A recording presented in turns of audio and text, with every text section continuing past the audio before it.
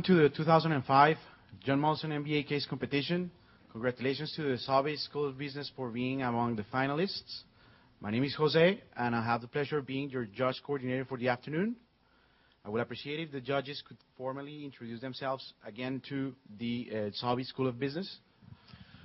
Good afternoon. I'm François Giroux. I'm the president of Groupe Lacoste. We're an office furniture manufacturer and a unit of Hayworth Incorporated. Russell Hiscock. I manage the equity program of the CN Pension Fund. Good afternoon. My name is Norman Rash-Cowan. I'm a senior vice president and director of Standard Life Investments. Mackie Vaticino. I'm CEO of Soyami Foods, a health food manufacturing company. Dr. Arvind Joshi. I'm the CEO at St. Mary's Hospital Centre here in Montreal. I would like to remind the Sobey School of Business that you have 25 minutes to present your case. I will issue a 5-minute and a 1-minute warnings, and as per our conversations, I would appreciate if you could acknowledge that you have seen those warnings. Then the judges will have 15 minutes to present their questions and you to answer. I will show the judges a 1-minute warning. Bienvenue à l'Université de Sobey de St. Mary's, à la finale de la compétition 2005 de l'école de gestion John Molson. Mes félicitations pour être parmi les finalistes. Mon nom est José et je vais être le coordonnateur pour l'après-midi. J'aimerais vous rappeler que vous avez 25 minutes pour faire votre présentation. Je vais vous montrer des avertissements de 5 et 1 minute. Après ça, les juges auront 15 minutes pour poser leurs questions et vous pour répondre. Les juges auront aussi un avertissement de 1 minute. Also, I would like to remind the audience to make sure again that the cellulars and pagers are in silent mode. J'apprécierais si l'auditoire peut s'assurer à nouveau que les cellulaires et les téléavertisseurs sont en mode silencieux. Good luck, bonne chance.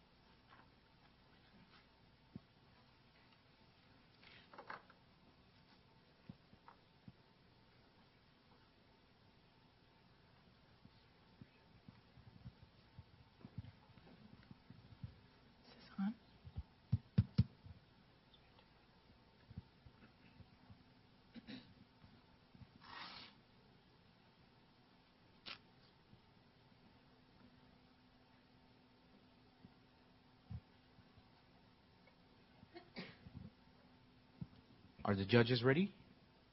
Please begin your presentation. Bienvenue, good afternoon, and welcome to the executive team at LL Bean. We're very pleased to be presenting to you this afternoon. I'd like to take this opportunity to formally introduce the Sobey Consulting team. Starting to your far right, we have Brent Layton.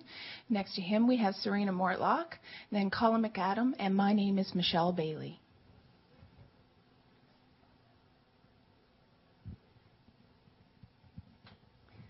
I'd like to start things off today with a brief executive summary of our presentation, and then we'll move into the details a little later. LL Bean is looking to survive and prosper over the intermediate and long term. You're looking for a strategy for the future. And key issues here are differentiation from your competition. And specifically, you want to increase the customer reach, broaden that reach of number and types of customers.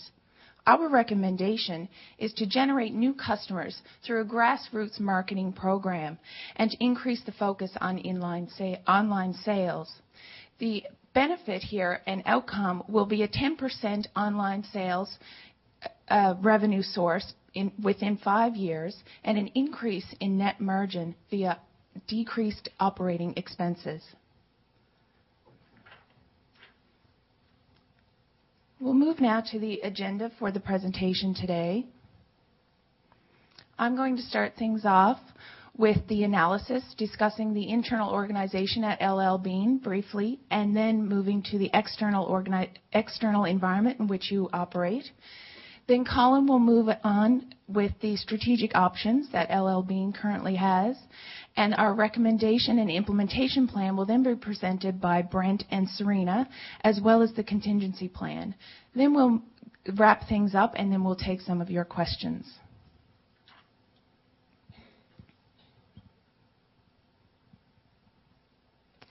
So when you look at your current company, LL Bean, as it currently stands, you have built a very strong brand. It has a very high brand recognition and respect throughout your current customers and non-customers as well. You have co-branded products very well.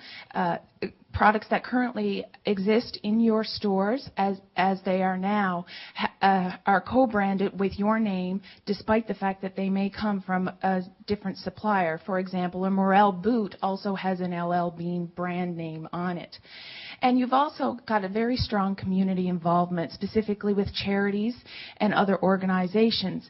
And you have touted your environmental responsibility, and this is also evidenced in your repair and recondition program. You've shown that through repair and recondition, the life of your quality products can be extended and reduce the environmental hazard of having to replace those products on a constant basis. Also, we want to point to the distribution of the orders that your catalog customers currently fulfill. You have an order fulfillment center that is phenomenal. You have a 100% order fulfillment within a 24-hour period, and this is unprecedented in a retail store and catalog operation.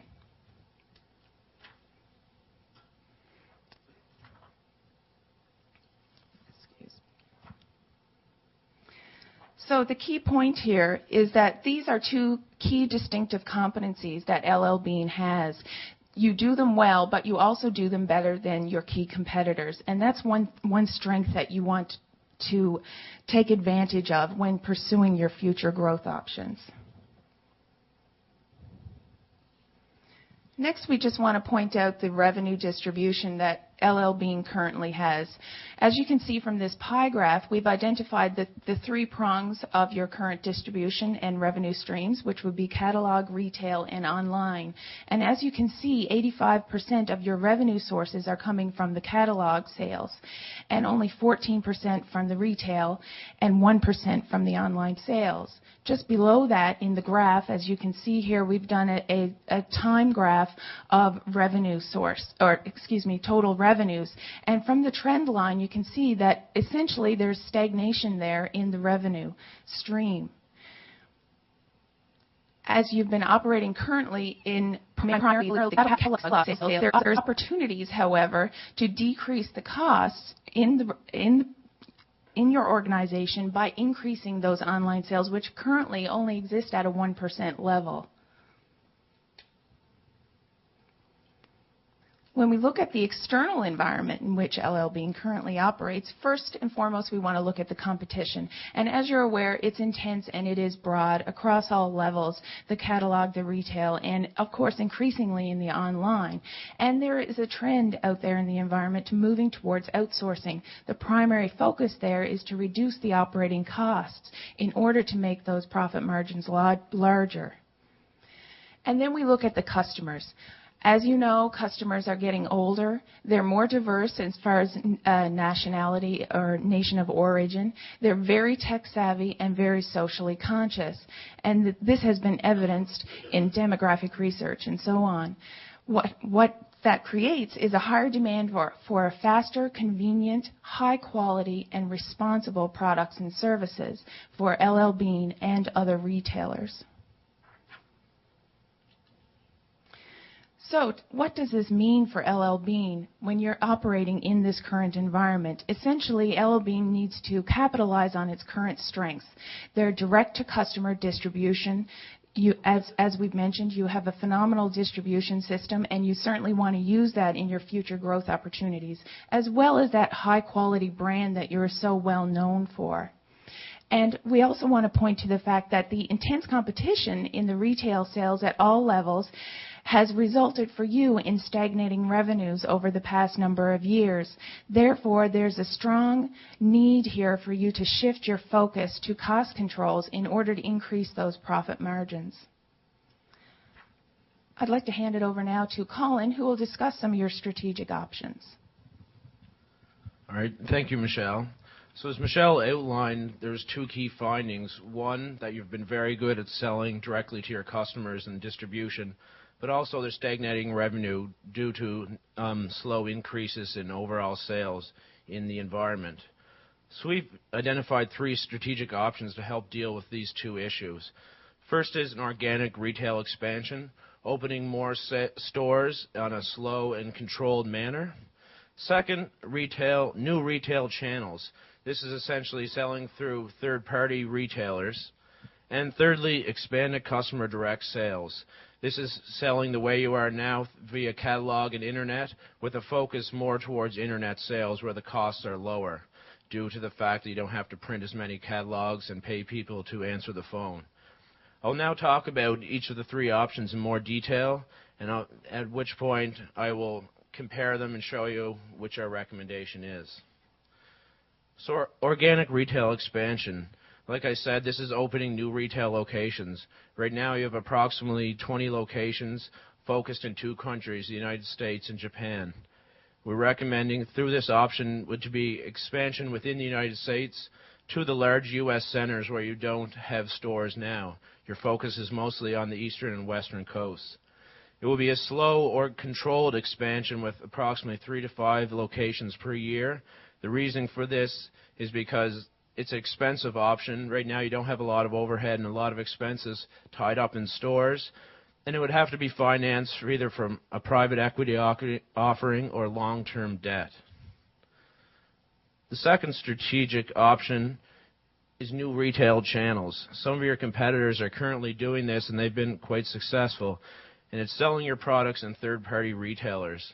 The key thing here is focusing in mid-market department stores, not going to a lower market retailer like a Walmart who doesn't have the quality and price level that you offer, but staying in the mid-market department stores. There is no international mid-market department store, so to roll this out, it would be country-specific. As an example, in Canada, a store that would fit well with your product would be the Bay. It would involve definitely a smaller assortment than you offer in your catalog. You have a total of approximately 14,000 products. You would not be able to sell that many, and the focus would be on LOB clothing and apparel. Our third strategic option that we've outlined is expanded customer direct sales. So once again, this is in the catalog and the internet sales, selling directly from LLB, not through retail stores or through a third party. And there'll be migration towards a higher percentage of internet sales. You've established an internet site in the last few years. You've done a good job, and it would try to move people from the catalog to the internet. The idea here is printing less catalogs would be less costly for you, increasing your operating margins and, in turn, net income. To support this, the reduction in costs, we also want to grow the business, get new customers and new sales. This would be achieved through a grassroots marketing program, going after our new customers with really a focus on Generation Y. Generation Y is the younger age group. You've not been as successful with them as you have been with Generation X, the baby boomers in the mature market, and this really leads to future sustainability. As those people continue to age, you want to be able to replace the customers with a newer generation, get these people interested in LOB and become lifelong customers. As a way to compare the three strategic options that we've identified, we've created this evaluation matrix. Across the top are the three different options that we've said: the retail expansion, opening new stores; third-party retail, selling through another retailer; and finally, customer direct through additional catalog and internet sales. Down the left-hand side are the evaluation criteria as a means to compare the alternatives. First of all, LL Bean's capability. Do you have the capabilities within your company at this point to execute the strategy? Second is customer experience. This has been very important for you in the past to control that customer experience and be able to make sure that you're able to give the customer what they want. It's something that's very important in retail. And you want to make sure that you still can control this within these options. Third is the capital requirements. Your privately owned company, will you be able to raise the money to be able to fund these options? And finally, operating risk. This is really a long-term goal. If it relates back to finances again, and depending on how it's financed, do you have more risk? A brick-and-mortar store, like some of your competitors who focus on stores, they have more risk as the business cycle fluctuates. Sales and retail are very dependent on the environment or the business cycle. And if sales drop, you still have a lot of overhead expenses with maintaining these stores. So before we actually put up our ranking, I'd just like to show that we rank them on a 3-point scale, with a plus being positive, equals is neutral, and the red X is negative. It's a poor correlation with that criteria. So we put up our scores here. We first look at LL Bean's capability. The biggest thing here, third-party retailer was ranked negative. This is something that LL Bean has not done before, and it would require capabilities that you don't currently have. Consumer direct option is ranked positive because it's basically continuing to do what you're best at. Your core competency is selling directly to customers and controlling your supply chain. In terms of customer experience, the retail expansion and the customer direct are both positive. You're doing that now, and you're doing a good job of it. Third-party retail is negative again. If someone else is selling your product, you're not there. You can't control how they interact with salespeople. You don't have as much control over merchandising. In terms of capital requirements, the third-party retail and expanded consumer direct do not require a lot of money. We'll get into that later. So they're ranked positive. It's a good thing. Retail expansion is negative here. Opening 4 to 5 stores a year would cost in excess several $1 million, and that would have to be raised. And finally, operating risk. Once again, as you continue to go, if you become more leveraged by opening retail stores, you're more dependent on the environment, the economic environment. If retail sales go down, you have those overhead costs with a retail expansion that you have to continue to pay. Third-party retail and consumer direct sales, they're more scalable. If you're not selling as much as revenue goes down, you're able to scale down your operations, and you don't incur as many costs. So now I'm going to pass it on to Serena. She's going to talk in more detail about our recommendation and implementation plan. Thank you, Colin. All right, so as Colin has outlined to you, we're really recommending that you really focus more on the online sales, getting more new customers, but in addition, trying to shift those catalog customers over to the online sales. So our recommendation and our implementation plan will focus on this. Here we're talking about a grassroots marketing campaign in order to get those new customers into your organization and get them to buy from you. I'll get into details on how we're going to implement this in a moment. Here the real focus on environmentally friendly, as well as the ability to generate new customers. Now, in addition to this, we've recommended that you continue to focus on direct sales, and this would really be shifting of the catalog customers to the online ability, and this will increase your operating margins. In order to enable all of this in terms of an implementation plan, you're first going to need a much better customer database. Now, you do have an existing customer database. However, you're not really tracking and directly targeting individual customers, focusing on giving them exactly what they're looking for. If someone buys a lot of fishing products, when they receive a catalog, it's just a generic catalog. You really want to know what they want, and you'll be able to really target them that way with specific marketing campaigns like that. So in terms of a customer database, obviously customer ID, which you already have, household information so that when you send out your mailings, you'll really have all of the household involved. You'll know what the wife buys, what the husband buys, what the kids want, and it'll all be included, more specifically generated towards each of the households. The purchase history will allow you to accomplish this. In terms of customer profile, it will also be important to know what types of activities they do, what their hobbies are, and what their real preferences are in order to determine these things. Of course, keeping in mind here that privacy and security are an absolute must so that your customers actually trust you and they're aware of what you're doing with their information. Now, what this database enables you to do is better use the online experience. Now, your online website is doing well at the moment. However, there are some of your competitors who have a much better model to follow. So what we're recommending here is that you really benchmark yourself against some of these competitors, really focusing on the virtual model experience, your entire product line available online, because you're really trying to get your customers away from the catalog and calling up to speak to a person and just getting them online, which will save you money in the long run. A tailored customer interface. Here what we're meaning is when they log on, you'll have the ability to put up something on the screen that will actually target them, something that will be interest to them. Your customer database will allow you to achieve this because you'll know what their tastes and preferences are, what they're looking for. And here, it'll really give you the opportunity to get more sales out of it because you're really targeting them specifically. We're also recommending more languages be available to actually target some of your other customers and make things easier for them to shop online. Product support, product reviews. Here's the ability to talk about how they experienced the product, what it did for them, and how they liked it, and really to have other customers be able to share their experience from LL Bean with other customers as well. Of course, here there's also going to be a need for the e-commerce best practices, ensuring that your online purchasing capabilities are top-notch and that it's easy for your customers to purchase online. So once you have the online capabilities set up to the point where you're happy with them and they're best in class, then we're focusing on customer acquisition. How do you get new customers?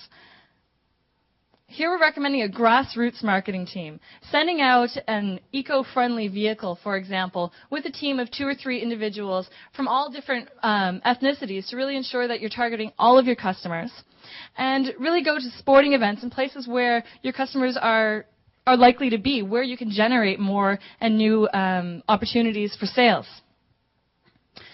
In addition to this, to really get your customers to want to go online, to focus on bringing them to the online purchases, we recommend perhaps a $10 off their first purchase online. In terms of the catalog sales, a reduced one in terms of 5%, because then later on you'll have the ability to try to draw them over to the online once you have them on the catalog. The real focus, of course, is just to generate more sales for you.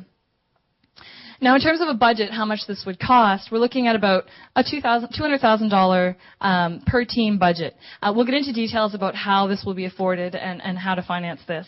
But it's really just an opportunity as a pilot even to get them out there, see if it works, see how many new customers you can get as a result, and really give you the opportunity to generate more sales from that younger generation that will be so key into the future. Now, in addition to this, we are aware that there was a layoff happening, about 300 employees. This will also give you the opportunity to perhaps, should they meet the requirements, bring them back on because they already have some of that experience within the knowledge of the industry and the products, and you'll be able to have an opportunity to bring some of them back in that situation. In addition, there's the opportunity to employ some of those Generation Y individuals to get them out there and marketing for you and really bringing more individuals on. Now, I'll pass it over to Brent, who will talk more about our other recommendations. Thanks, Serena. The next part of our recommendation we've called the Environmentally Friendly LL Green Program. And this is sort of a twofold recommendation. The goal here is to further enhance your image as an environmentally friendly organization. What the other part of this goal is to move, again, your customers who are typically ordering from the catalog and calling up to your call center to get them to go online to experience that new rich experience that your enhanced website is going to provide to them. The goal here is more environmentally friendly business practices. The main goal here is to reduce the total number of printed catalogs that you send out to your customers. You're touting yourselves as an environmentally friendly firm, however, you're mailing out thousands and thousands of pages of paper each year to your customer base. So this recommendation is really strengthening the image of LL Bean as a green organization. The option would be available on your website for your customers to define what kind of mail contact they would like to have with your organization, whether they still want to have the full printed catalog sent to them each season, or whether they would like to have a personalized catalog that's perhaps much smaller and focuses only on the items that they typically purchase in the departments that they're interested in. Finally, if they're not so interested in getting a full catalog but want to be reminded that it's time to go and shop on your website, they would have the option of requesting perhaps just a seasonal postcard that highlights specials or promotions that are happening on your website at that time. Or finally, the request to have an email contact done, which then mitigates the entire need for postage and usage of paper. The intent here would be to have a letter sent out with the next edition of the catalog, which promotes this idea to your existing catalog customers. So what we envision is putting an overlay on your next catalog with a letter from you as LL Bean, encouraging your customers to go online, experience your website, and then to allow them the option to decline to receive your printed catalog, but moreover receive perhaps a much smaller mail out on a regular basis and to make their purchases through that online system. What this is going to do for you is it's going to both reduce your operating costs by reducing the number of catalogs that need to be mailed, as well as it's going to give your customer a more personalized experience. You're going to let your customer define how they want to interface with LL Bean. Now, looking at your direct sales customer, what we're trying to highlight here is we've taken your annual sales, broken down the component of that that's as a result of your direct sales channels, and then looked at the total number of shipments. What this results is approximately an average shipment of $78 from each direct sales channel customer. If you look at what we've done is just a bit of a sensitivity analysis of your estimated net margin after all expenses. And as you can see, what we're indicating is that obviously the retail margins are going to be less than the internet margins. With the internet, it's just a cheap way to customers make sales and ship product to them. And then direct mail and catalog sales being somewhere in the middle where you do have to pay for that call center and that direct contact with an operator.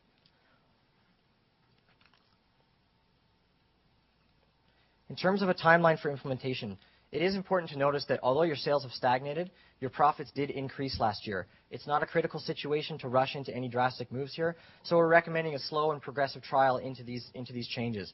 As Serena mentioned, the first things that have to be done are to identify any gaps that are in the customer database and add any fields that need to be collected of customer information, and then look at the online experience and tweak that so that your online experience is best in class, not just for the retail industry, but for all online e-business.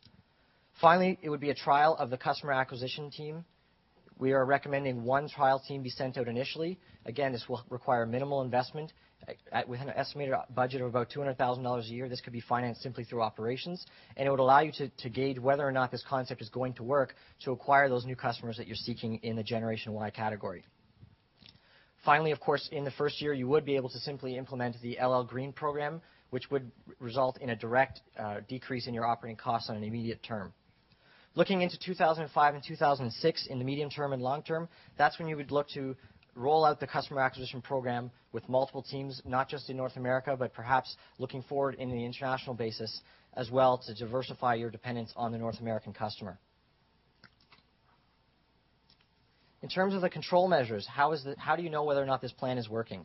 What you're looking for from the grassroots marketing team is to make sure that each of them is generating something to the effect of 50,000 new customers per year. This is an average of about 133 a day, but the focus would be on large events where they're able to generate much more than that in a single visit. The second outcome that we're looking for is a mix in the revenue source, moving from being heavily dependent on the catalog to a much greater percentage coming from that online sales. And then finally, the number of catalogs mailed is going to be your measure to determine whether or not you're effectively able to reduce your operating costs. So at this point, I just want to put back up that the issues that we highlighted are the survival and thriving of your company over the long term. Our recommendations are based on please finish your sentence. Reducing your operating costs and achieving a greater percentage of your sales coming from your Internet division. Thank you very much, and we'd be happy to take your questions at this point. Judges, please begin the questioning period.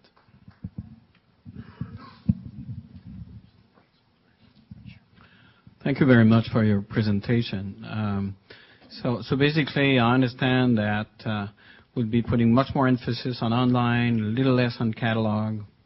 I'm a little concerned by the fact that 85% of our revenues comes out of the catalog. Unless you have different data, that would suggest to me that our customer are either not computer savvy or do not have access to the high-speed line. So if we downplay the catalog, how much sales from the catalog revenue do you think we will lose that will not shift to Internet? We really think in that situation that not a lot will be lost from catalog. That is why we give the option to the customer whether they want to leave the catalog or not. We're not forcing a customer who might be a mature customer in their 60s or 70s, for example, who likes LL Bean product. We're not forcing them to shop on the Internet. We're giving the option to the customer by giving them the information in your next catalog whether they want to shift to Internet sales.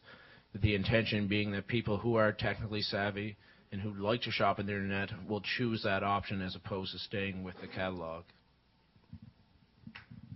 One of the, in your very initial overview, one of the major trends you identified in this industry is a shift to outsourcing product. You didn't offer any thoughts there. What should I do? Essentially, the outsourcing of the product would require in most companies that operate in the retail industry, they have done so by going offshore. A lot have done that, and the focus there, of course, is to reduce costs. While we recognize reducing costs is extremely important, given the competition in your industry, the fact that you do produce your products in-house and they are American-made and very high quality is very core to your brand, the LL Bean brand, and as well as core to your tie to the community that you've established. So that recognition and awareness of your customers that you are an American brand and American-made, especially for some of your core products, is very important in continuing into the future and carrying your brand into the future. Therefore, we wouldn't recommend it at this time. If in fact the plan that we recommended does not cut costs or increase the revenue, then certainly by all means we would recommend looking to that in the future as an option for you. But right now it would be wise not to do so. The motto of one of our neighboring states is live free or die. When you talk about privacy and security being critical in your data collection program, I guess my concern would be that many of our customers are not going to be inclined to have Big Brother have a lot of information about them. If we don't get much of a response to that customer database expansion, what's your alternative? This comes back to part of the information we wanted to collect was by actually asking the customers what are they interested, what kind of sports, what kind of activities. But a lot of that information is collected simply when they make a purchase. If you make a purchase online, you have to provide your name and your address, and you can track that way. Or when they purchase through the catalog, they'll have the same address and the same name. You'll be able to collect information on the individual customer in terms of what their shopping preferences are. Obviously, there's going to be some customers who do not want to give you information, in which case you'll do your best to collect the information simply by their name and their address when they make additional purchases.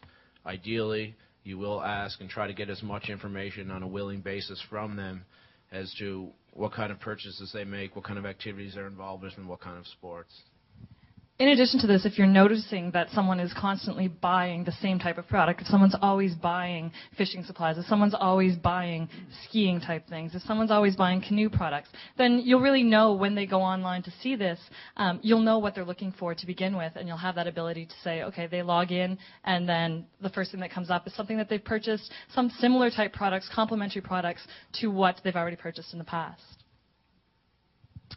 At the very beginning of your presentation, you mentioned that we have high recognition and an excellent reputation. Is this across the whole United States, across all demographics? Where do we target these so-called grassroots marketing at this point? I think the important thing to notice is that you have a very focused business on people who are either outdoor enthusiasts or want to look like they're outdoor enthusiasts. So you've been very focused at targeting those types of customers. It's across all different types of sporting events or outdoor activities, or again, people who are just appeal to that type of an image. The important thing is to look. One of the recommendations of our website was to increase the number of languages that the website is offered in. Right now, you have limited language capability, and of course, as your customers become more geographically dispersed and more ethnically dispersed, it will be necessary to have additional languages so that their experience online is going to be equal no matter what language they choose to speak as a first language. Could you comment on your contingency plan? What's your contingency plan if this doesn't work? I think the two main points of our recommendation highlighted a desire to grow the amount of customers that you have out there in that segment, in that particular segment of outdoor enthusiasm. And the second part, again, is to increase the operating margins. The contingencies actually have both been discussed already in our questions, but the idea being that if we're not successful at bringing in new customers through the grassroots marketing program, the next alternative would be to look at a more or more cash consuming option of looking at a mass marketing campaign to seek out those outdoor enthusiasts. In terms of the operating margins, again, at this point, the made in U.S. in your customer base, and they appreciate that. So we're not recommending at this time looking at outsourcing all of your manufacturing. However, if you weren't able to achieve the increase in your operating margins as per our plan, then we would recommend that you look towards further outsourcing to achieve those cost reductions. Initially, you said that we were fairly successful in co-branding, and we had the LL Bean on different things. You haven't expanded after that as this being an opportunity. With everything that's going on, what about the LL Bean name on health foods? Would you comment on that? Our focus really has been on expanding growth and controlling costs. In the past number of years, the past 90 years in your existence, you've done a very good job of expanding your product lines, focused on the outdoor enthusiast, really in terms of equipment they use and apparel that they wear. Our recommendation would stay more in those core areas that you've done well in the past by continuing coming up with new designs for clothes and providing the equipment that these people need for their sports. Would not be recommended at this point to go into a totally different area like foods, for example. Does that answer your question? Your recommendation has focused very extensively on e-commerce and internet, and I agree with that as a thrust, even though Grandpa Bean probably wouldn't understand it.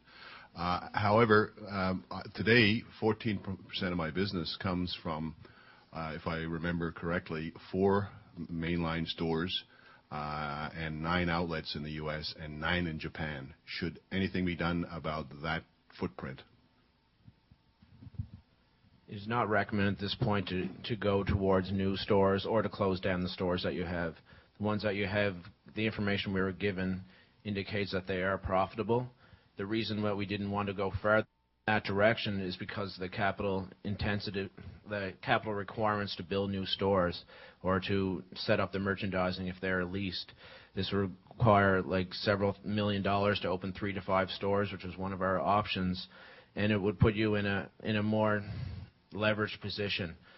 Right now, we recommend going in the other direction because it reduces your overhead costs and you're less sensitive to the environmental changes. If retail spending goes down, you're able to scale down your operations and still generate a profit. If you go the other way, you still have the overhead costs if you build new stores that have to be maintained and could bring you from a profitable position into one where you're losing money and generating negative cash flows.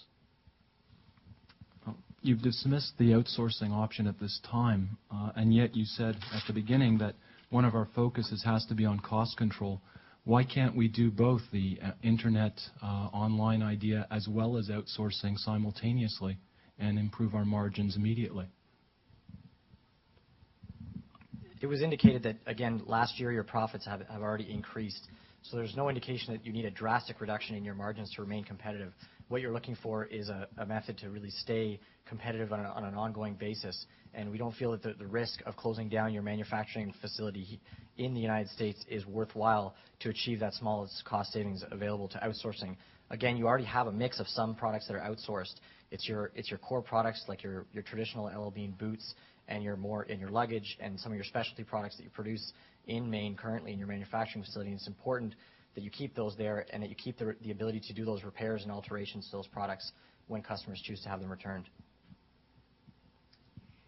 You dismissed the option of selling through other retailers. But given that we have an excellent distribution network, excellent fulfillment of orders, our competitors are doing it, we've got the recognition, why would you dismiss that?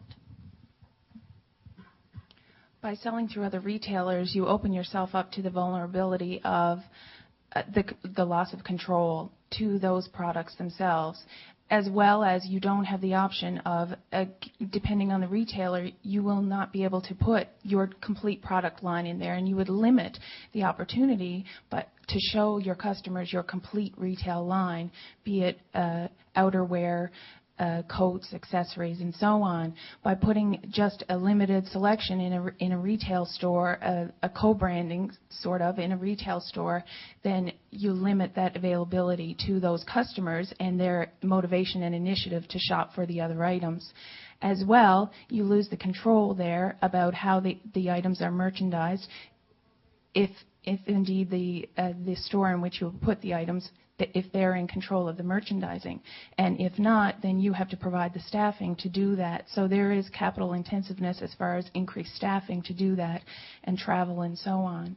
So the loss of control, the low level of product offering to the customer are two key reasons why not to do that. Our competitors are doing the same that you're recommending. Go more internet, buy more e-commerce, e-sales. What's the biggest threat to us in the short term and the medium term? I think the biggest threat would be to lose the distinctness of LL Bean, which you currently have. Again, I think as Michelle highlighted in her analysis, your distinctive competencies are your distribution center, your ability that when someone does place an order, whether it's online or through the catalog, you can get it to them very quickly, which you do better than any of your other competitors. And the other thing is the ability to stay focused on a very narrow segment of the market, and that again is the outdoor enthusiast. You always remain throughout your history focused on that type of consumer, people who enjoy spending time outdoors, and that's why our recommendation is based on staying focused with those customers, just reaching more of them. I have expanded to 9 stores in Japan about a decade ago.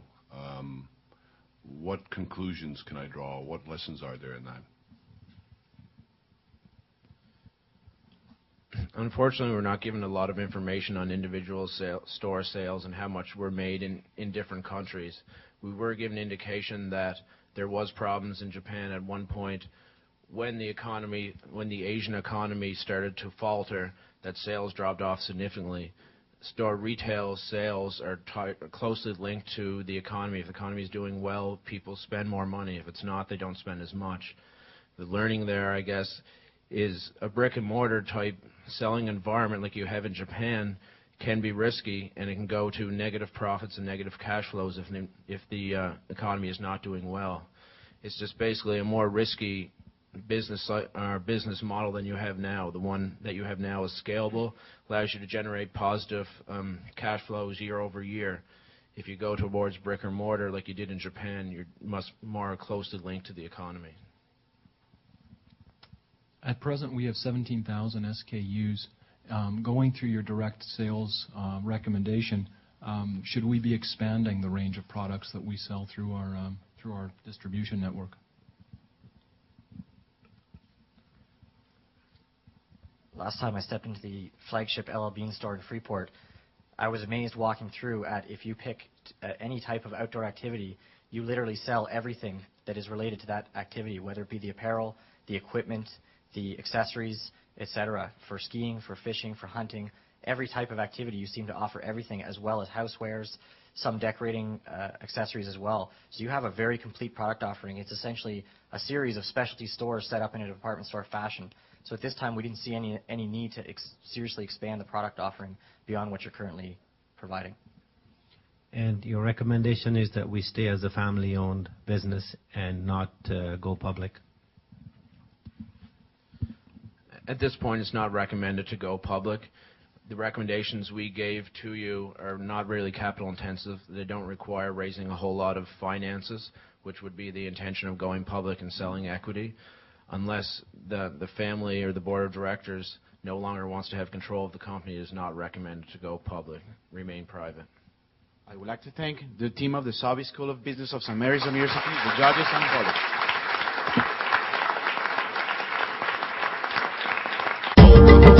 board.